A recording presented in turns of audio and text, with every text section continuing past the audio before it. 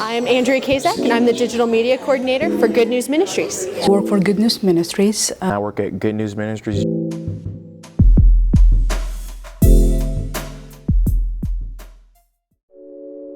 I started as a kid, and I started coming to Good News Ministries Youth Center in 2006. I went through the program as a kid, all the way through the end of high school, and I came back here as a worker in 2016. I got involved with the clinic specifically because my sister was working here as an interpreter, so I kind of knew the ministry through her, through my church, and I came to kind of volunteer as an interpreter back in 2004. We have different ministries. We have a family shelter, which is not operational right now. We have a boys' home, which is 45 minutes west of the airport. We have our youth center, we have our health clinic, and our men's shelter. So the men actually sleep upstairs, which is really nice. We actually had a fire about this time last year where, even though it was kind of a tragedy at the time, it was really nice. We were able to use the insurance money to really step this building up. This is the nicest this building has been in a long time, and we were able to do it through insurance money. It was really nice. So God worked it out, even though it was a big fire. So you want to come this way? The shelter started in 1950. It wasn't in this location, it was a different location. As far as I know, they were only providing food. Years later, they moved to this location, and now the service has been expanded. They provide food and, of course, the shelter itself. And they do a lot of training and help with job interviews and job training. And right across from us, we do a lot of woodwork. We have a man who builds mailboxes for extra funds. We also have our spa building, the Metalworks, where we can actually we used to do for the military, we built these boxes that they would keep ammunitions and small parts in, and we can do that for contract, which is really nice. A lot of our guys who have shown that they want to stay longer and invest more, we'll put them in our A dormitory, and then they'll get the special privileges, and then they can also get the small parts assembly job, which look really good for the guys that are wanting to build a resume and stuff like that.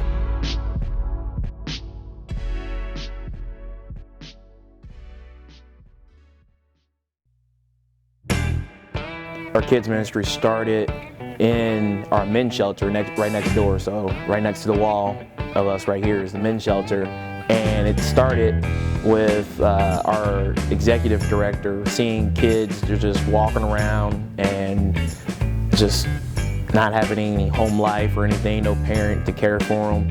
And it started as a Saturday ministry.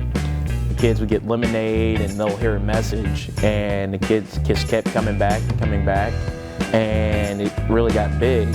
And then after a while, it became a Monday through Friday ministry, and it's been the same way ever since. So the whole program is totally free. The kids don't pay anything. It's run completely off of donors, and which is really nice because a lot of the kids, their parents don't really make enough money, almost even to feed a lot of the kids, which is why we offer the dinner, and then during their sober program, we will also give them lunch.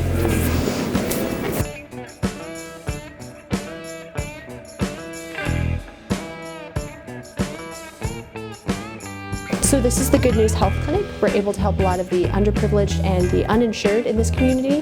They're able just to either call our number and set up an appointment, or we'll even take walk-ins and help them out as best we can. We're able to see them in these rooms, and it's all free, no cost. They don't have to jump through any of the hoops that like Medicaid will offer, where they say it's free, but you have to go through a lot of things to get to that. I wear a lot of hats. My job is mainly being sure that we have all the services available. So a lot of things that happen behind scene, I'm there. I'm ordering medicine sometimes when it's needed. I am a big assistant for the optometrist. We have to select the frames, we have to compare the order with what we have available, because I am the person who orders the glasses online. I have to be sure that we have enough volunteers. I recruit them. I have to do a lot of paperwork to provide my practice insurance. So a lot of paperwork going back and forth about what we do. Regarding the patients, I help when we have doctors and patients. I help all the time, nurses, pharmacists, whatever is needed, the receptionist, in any way that I can help. Sometimes I am the interpreter still for those that do not speak English. I decided to make a basket for her This is for her. Just give those away. Stop telling the people to buy the pill boxes. And the funny story is that she speaks in English with patients that sometimes don't understand what she's saying. So she's, and you have to buy the pill box. They have no clue what she's saying about the pill box. She's trying to explain things that are not really, they cannot understand. So a normal day during the school year would look like from 3 to 4 is our free time. And then at 4 o'clock to about 4:15, we'll have dinner. And some of the kids, that's their only meal that they have. After dinner, we'll have what we'll call tutorial time, whether it be science, geographies, between 4:20, 4:30 till about 5:15, we'll have a tutorial. Or if they have homework, we'll come back here and we'll help them out with their homework. After that, we'll have about 5:15 to about 6:45 is another set of free time. So at that same time, my boss is picking up other kids on our bus, and they'll come here and they'll have free time. So they'll be playing basketball, playing video games, just talking to friends, or having conversations with the workers, whatever it may be. And after that is our Bible study time. This is what our whole reason for the youth center is just to have a Bible study so we can give them the gospel and hopefully it'll change their lives. If you watch a lot of our men walk past, they don't look like the tattered, Right. stereotypical homeless man that you would imagine. So it tries to make sure that the men dress nicer and that they're clean. And it's just kind of a nice way to really show that, hey, there is something different here. And a lot of that comes from our faith and the aspect of that and getting them to grow and to just be different in the communities. We believe that when you remove the heaviest burdens from a person, like having a roof, having food on your table, and medical care, which is a huge burden, they feel that those needs have been met, then their souls are more open and to receive the love of God first, and then the simple message of the gospel. The entire ministry has only one goal. The desire is, yes, we provide shelter and food, we provide medical care, but the ultimate goal is to reach those people for God and for Christ. So we share the gospel in any opportunity we have. Bible verses and different thoughts that I posted on the wall to tell them that, yes, we care about their bodies, we want to help them, but this soul lasts forever, and we want to be sure that the emotional and spiritual part of that person is also rich.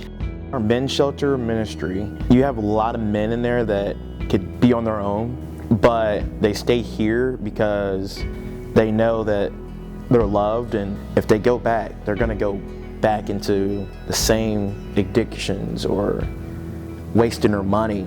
So they stay here where they have a structured program just to make sure that they don't do those same mistakes. I can share one that just happened because this morning when I went to check my emails, we got the information that one of our shelter residents had passed away. His name was Barry.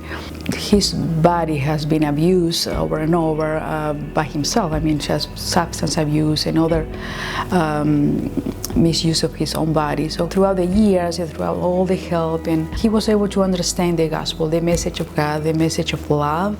And the neat thing was that a couple of years ago, he reconciliated with his daughter, and he met his grandchild, and that relationship was broken long ago. He was able to get his thoughts together, his soul saved for eternity, and a different legacy that he was able to leave for his family. And so I think that all together is a ultimate goal of the ministry, the mission.